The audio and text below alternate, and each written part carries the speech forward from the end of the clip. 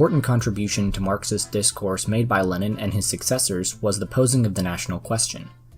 Lenin's view of national liberation and the right to self-determination differed considerably from the nationalism that developed concurrently with liberal revolutions. The objective of the liberal nationalist project, the project that was produced in the death throes of feudalism and challenged the fading status quo, was to establish a national identity that transcended other social relations. What mattered in this bourgeois nationalism was that the individual belonged to the nation, not to their genetic lineage or some membership in a clan. Consequently, bourgeois nationalism also placed the national identity above class. Bourgeois nationalism is a bourgeois class outlook that preaches to the people of a nation or national group that regardless of class, they have more in common with one another than they do with the people of other nations. Nationalism helps bind the working class to the bourgeoisie of its nation. So, when Leninists speak of a movement for national liberation, what do they mean?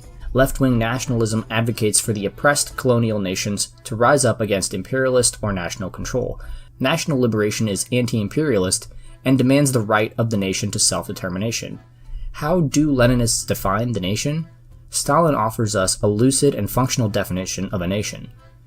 It is therefore clear that there is in fact no single distinguishing characteristic of a nation. There is only a sum of total characteristics, of which, when nations are compared, sometimes one characteristic, national character, sometimes another, language, or sometimes a third, territory, economic conditions, stands out in sharper relief.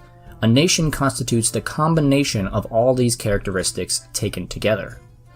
This definition is crucial as it demonstrates the fluidity of a nation, and ensures the right to self-determination even for peoples who may not share a common land or even a common language.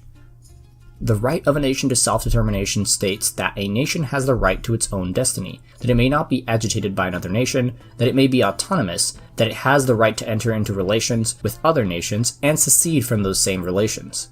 The aim of self-determination is to put an end to the system of national oppression perpetuated by imperialism, to render it impossible and to unite the class-conscious proletariat under its own banner and not one of the national bourgeoisie. For Lenin, self-determination was not only a right of nation, but a requisite condition for the victory of socialism. Lenin also stressed that national self-determination was incomplete within the frameworks of capitalism. It is not enough for a colony to reform away colonial rule. If a country continues to be controlled by finance capital, it has not truly achieved self-determination.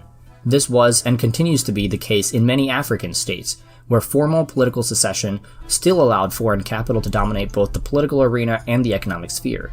Even today, many underdeveloped countries have not been totally liberated, living at the command of foreign capital and external institutions such as the IMF. This observation did not mean that national liberation could only occur outside capitalist frameworks. The aim of socialism is not only to abolish the present division of mankind into small states and all national isolation, not only to bring the nations closer to each other, but also to merge them. And in order to achieve this aim, we must, on the one hand, explain to the masses the reactionary nature of the ideas of Renner and Otto Bauer concerning the so-called cultural national autonomy, and on the other hand, demand the liberation of oppressed nations, not only in general, nebulous phrases, not in empty declamations, not by postponing the question until socialism is established, but in a clearly and precisely formulated political program which shall particularly take into account the hypocrisy and cowardice of the socialists in the oppressing nations. Just as mankind can achieve the abolition of classes only by passing through the transition period of the dictatorship of the oppressed classes, so mankind can achieve the inevitable merging of nations only by passing through the transition period of complete liberation of all the oppressed nations, i.e. their freedom to secede. The solutions of each nation to the national question vary based on unique political, economic, and cultural conditions.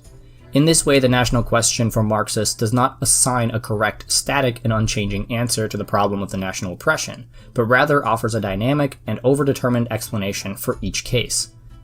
To sum up, the bourgeois and proletarian solutions to the national question are very different. The former dissolves class boundaries, rallying the workers under the banner of the local bourgeoisie. The latter rallies the proletariat under its own banner. It is an anti-imperialist struggle for democratic liberation.